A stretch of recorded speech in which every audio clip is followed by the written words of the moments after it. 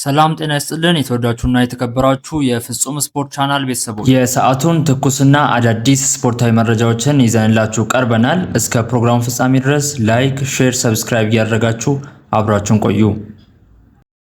ፕሪሚየር ሊግ በጨዋታ መሃል እረፍት ይሰጣል። የእንግሊዝ ፕሪሚየር ሊግ በታላቁ የረመዳን ጾም ወቅት በሚኖሩ ጨዋታዎች ላይ እረፍት እንደሚኖር በይፋ አስተዋውቋል። ፕሪሚየር ሊጉ ይህንን የሚያደርገው የእስልምና እምነት ተከታይ ተጫዋቾች ጾማቸውን እንዲፈቱ ለማድረግ መሆኑን ገልጿል። ጨዋታው በመካሄድ ላይ ቢሆንም ተጫዋቾቹ እረፍት ተሰጥቷቸው ሃይማኖታዊ ግዴታቸውን እንዲወጡ ተነግሯል። የእንግሊዝ ፕሪሚየር ሊግ ካለፈው የውድድር ዓመት ጀምሮ ይህንን ሲያደርግ እንደነበር ይታወቃል። ታላቁ የረመዳን ጾም ጨረቃ ዛሬ በመታየቱ ምክንያት ነገ ሮብ የካቲት 11 ይጀምራል። ያለንበት ደረጃ ለኛ ክብር ነው ሲሉ አርቴታ ተናገሩ።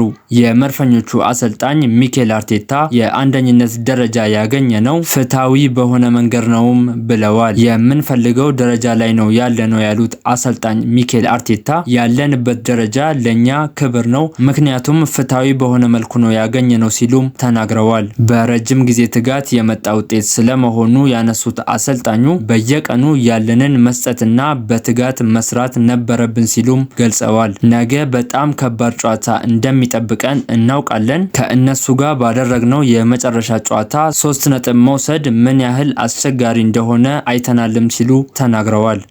የአርሴናል ተጫዋቾች የጉዳት ሁኔታ የመድፈኞቹ አምበል ማርቲን ኦዴጋርድ ከወልቭስ ጨዋታ ውጪ መሆኑን አሰልጣኝ ሚኬል አርቴታ ተናግረዋል። ይሁን እንጂ ማርቲን ኦዴጋርድ በሰሜን ለንደኑ ደርቢ ወደ ሜዳ ይመለሳል ብለው እንደሚጠብቁ አሰልጣኙ ጠቁመዋል። በሌላ በኩል ሪካርዶ ካላፊዮሪ ልምምድ የጀመረ ሲሆን በነገው ጨዋታ ሊመለስ እንደሚችል ተገልጿል።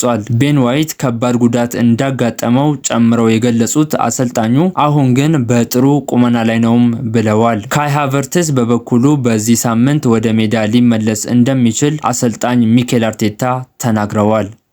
አርሴናልን ለማሸነፍ በድፍረት እንገባለን ሲሉ አሰልጣኝ ኢጎር ቱዶር ተናገሩ። አዲሱ የቶተናም አሰልጣኝ ኢጎር ቱዶር ቀጣዩን የሰሜን ለንደን ደርቢ ጨዋታ ለቡድናቸው ወሳኝ መሆኑን ገልጸዋል። ደርቢውን በጣም አስፈላጊ ጨዋታ ሲሉ የገለጹት ኢጎር ቱዶር ለመጫወት የሚያስደስት ጨዋታ ነውም ብለውታል። በጨዋታው ምን ይዘው እንደሚቀርቡ ያነሱት አሰልጣኙ ደጋፊዎቻችን በሚወዱት መልኩ ለመጫወት እንገባለን ሲሉም አስረድተዋል።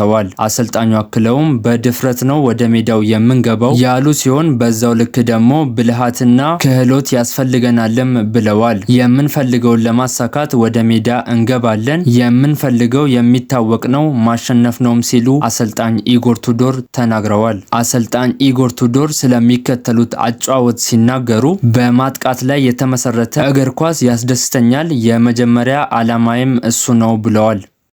በሻምፒዮንስ ሊጉ ጥሎ ማለፍ እነማን ይገኛሉ? 16ቱን የተቀላቀሉት 8 ቡድኖች በቀጣይ ዙር ሊያገኟቸው የሚችሏቸውን ቡድኖች ታውቀዋል።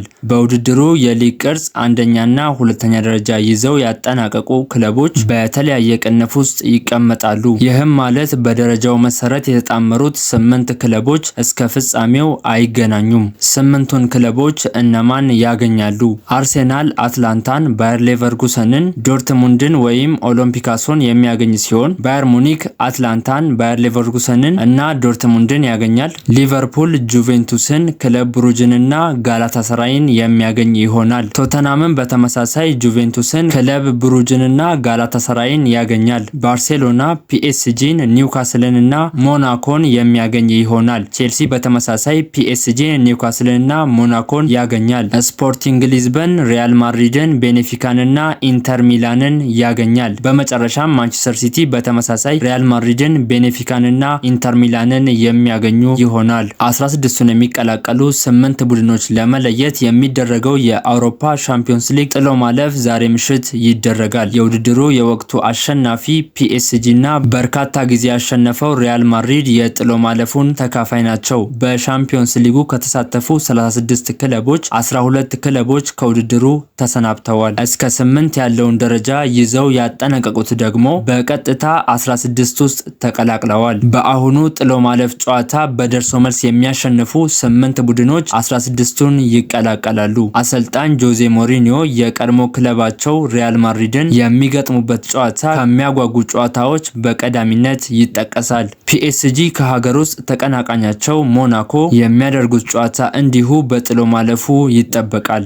እድሜ የራሱ ገደብ አለው ሲል ጆርጅ ጄሱስ ተናገረ። የአልናስር አሰልጣኝ ጆርጅ ጄሱስ ክርስቲያኖ ሮናልዶ በነገው መርሃ ግብር መሳተፉን እንዳልወሰኑ ተናግረዋል። ቡድኑ በየ3 ቀኑ ጨዋታ እያደረገ መሆኑን ያስረዱት ጆርጅ ጄሱስ ተጫዋቾች እናቀያይራለን ሲሉም ገልጸዋል። የሮናልዶ እድሜ ከሌሎች ተጫዋቾች የተለየ ነው ያሉት አሰልጣኙ ባለፉት ጨዋታዎች ብዙ ጥረት አድርጓልም ብለዋል። አሰልጣኙ አክለውም በጨዋታው መሳተፍ አለመሳተፉን ከልምምድ በኋላ እንወስናለን፣ እንደምታውቁት እድሜ ገደብ አለው ሲሉም ተደምጠዋል። አልናስር ነገ ከአርካዳ ጋር የኤሲያ ሻምፒዮንስ ሊግ 2 የመልስ ጨዋታውን ያደርጋል። ናፖሊ አዋርዶኛል ሲል ቪክቶር ኦሲሜን ተናገረ። ናይጄሪያዊው የፊት መስመር አጥቂ ቪክቶር ኦሲሜን ከቀድሞ ክለቡ ናፖሊ ጋር የተለያየበትን ምክንያት ይፋ አድርጓል። ናፖሊ እንደ ውሻ ነበር የያዙኝ ያለው ኦሲሜን ቲክቶክ ላይ ካሰራጩት ቪዲዮ በኋላ ነው ሁሉም ነገር የተቀየረው ሲልም አስታውሷል። ተዋርጄ ነበር፣ ነገር ግን አንድም ሰው ይቅርታ አልጠየቀኝም። ኮንቴ እንድቆይ ፈልጎ ነበር፣ ነገር ግን እኔ አሻንጉሊት አይደለውም፣ እንደፈለጉ የሚቆጣጠሩኝ ሲል ኦሲሜን ተናግሯል። በወቅቱ ስለሳተው ፍጹም ቅጣት ምት ያነሳው ኦሲሜን ማንም ይስታል፣ ማንም ሊተችም ይችላል፣ ነገር ግን ናፖሊ ብቻዬን ተወኝ ሲል ድርጊቱ እንዳሳዘነው ገልጿል። የዘረኝነት ጥቃት እያስተናገድኩኝ ነበር፣ ስለዚህ መልቀቅ ፈልጌ ነበር፣ ውሳኔን ወሰንኩ ሲል ጨምሮም ተናግሯል። በናፖሊ ማሊያ የነበሩኝን ምስሎች ከኢንስታግራም ላይ አጥፍቼ ነበር፣ እነሱ አጋጣሚውን ደጋፊዎችን ከእኔ ለማጣላት ተጠቅመውበታል ሲል